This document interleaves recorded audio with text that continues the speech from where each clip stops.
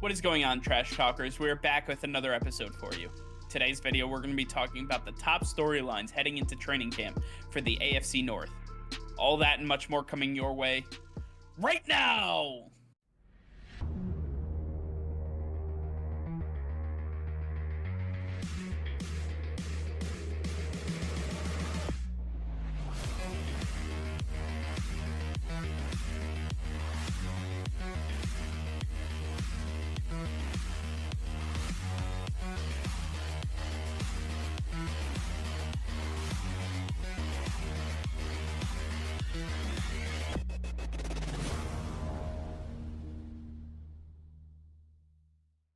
All right, Nick.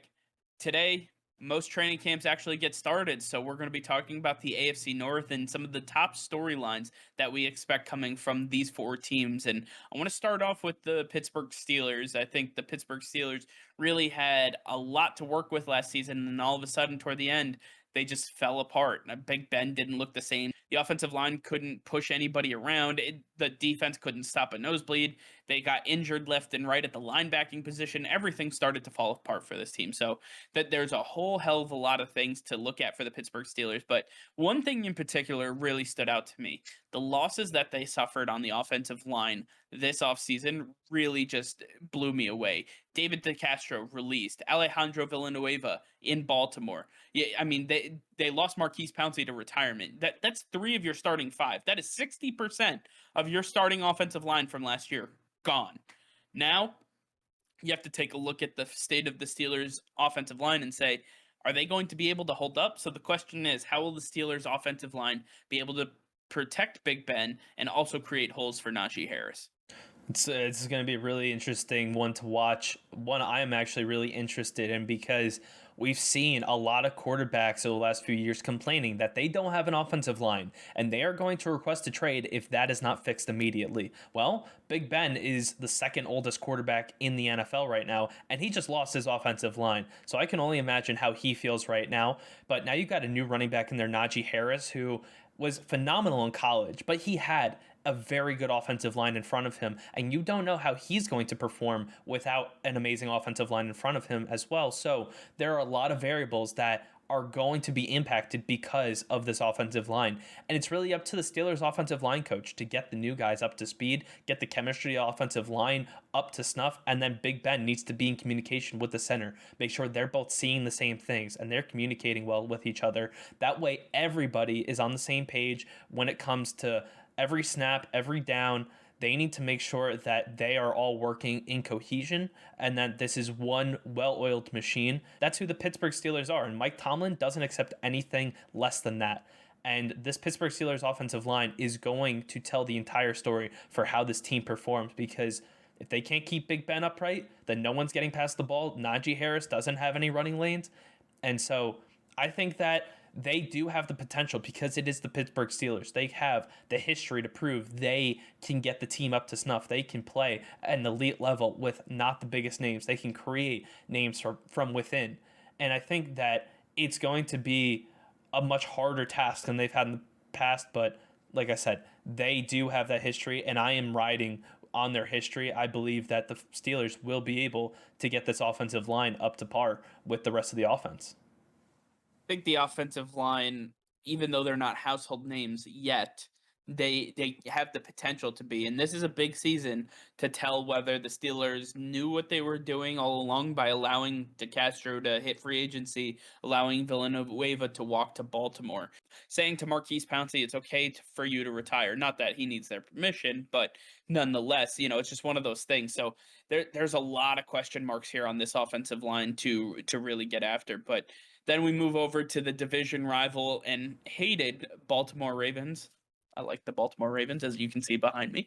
And the question really remains about Lamar Jackson. Can Lamar Jackson finally make the transition to a passing quarterback? Can he get that arm working? What can we see from Lamar Jackson now with Sammy Watkins and Rashad Bateman and some of the guys that they have to add on to this wide receiving core? Don't forget, they still have Mark Andrews and Hollywood Brown. So there's a lot here. Can Lamar Jackson not make it all about his feet and actually pass the ball? Because he barely outpassed Cam Newton last year. And Cam Newton actually missed a couple games due to COVID.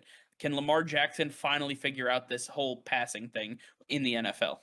I actually think he will. I think that Lamar Jackson is going to surprise the NFL with how well he can throw the football now that he has true weapons. And to me, Lamar Jackson to me is going to be the projected most valuable player.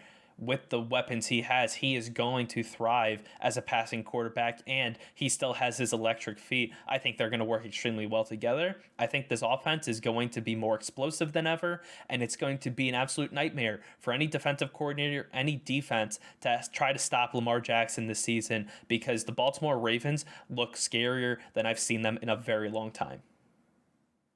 I think he's going to figure it out. I think that the Baltimore Ravens need to emphasize the fact that he needs to pass the ball more. I understand that he is a dual threat quarterback and you don't want to just relegate him to one thing, but he's relegated to one thing now, and that's running the ball. People are not scared of his arm because he has not been able to show off that he can pass the ball. And for years now, Ravens fans and critics of the team have said, well, he just hasn't had the weapons to throw to.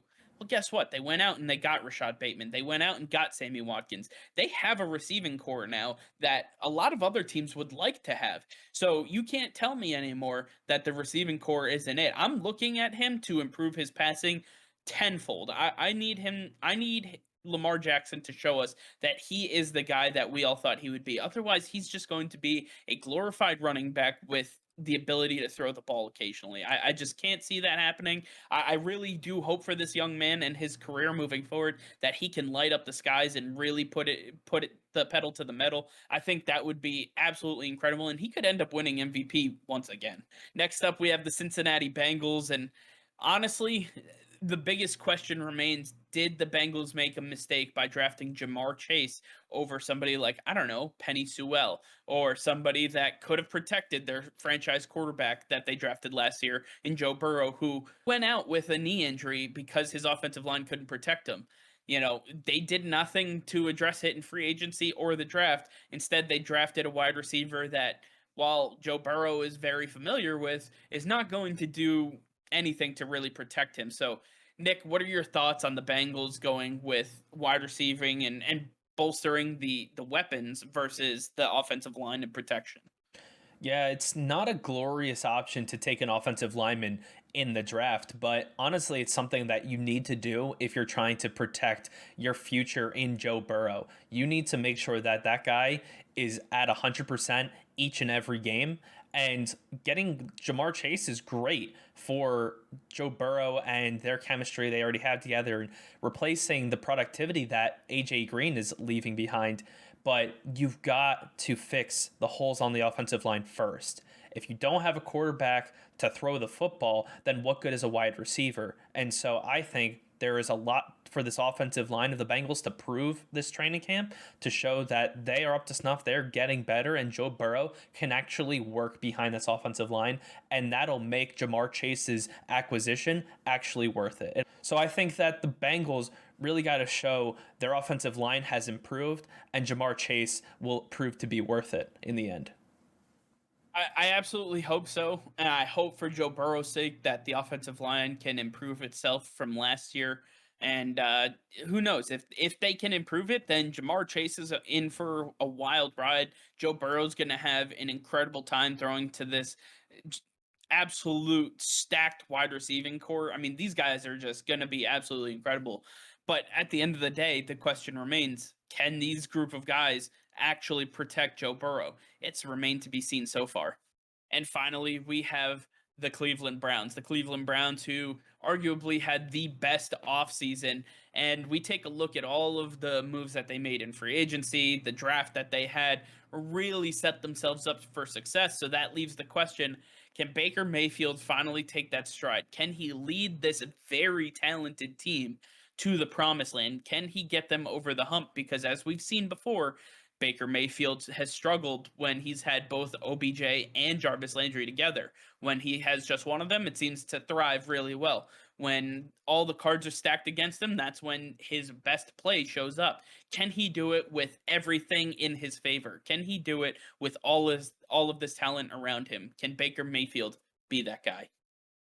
Baker Mayfield can absolutely be that guy, but he's got to get the chemistry with OBJ down. They've got to figure out a way to get OBJ his reps while also not making him the only wide receiver that Baker is throwing to. And that was the problem for this team last year, is Baker was forcing the ball to Odell Beckham Jr. when he didn't need to. He's got other weapons like Jarvis Landry and Austin Hooper and David Njoku he can work with, and it's all about getting the ball spread evenly and getting the ball really to the open receiver. If OBJ is a decoy, then let him be a decoy. But it's all about whatever will get this offense into the end zone, you've got to do. And OBJ's got to learn his role, and I think he was starting to understand that last year before the injury. Baker Mayfield's got to understand he doesn't need to force the ball to anybody. He can throw to whoever the open receiver is and whoever is going to help out this offense, because Baker Mayfield is the quarterback. He's the leader. He's got to do what it takes to win football games. He's not out there to make friends. He's there to do a job. And I think that he's got to learn that in training camp. He's got to figure out a way to work well with all of his weapons and make sure that he is confident in his abilities and he's not trying to force plays to certain players just because of their name value.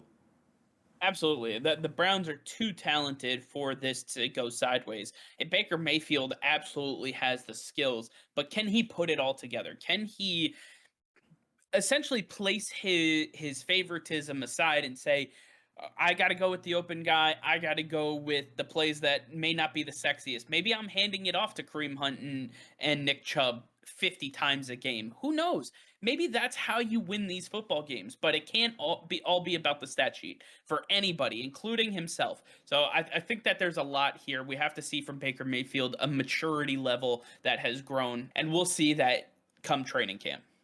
All right, well, that's going to do it for now. Thank you all for watching. Be sure to like this video and subscribe to the channel if you haven't already. Hit that notification bell. We go live every single day.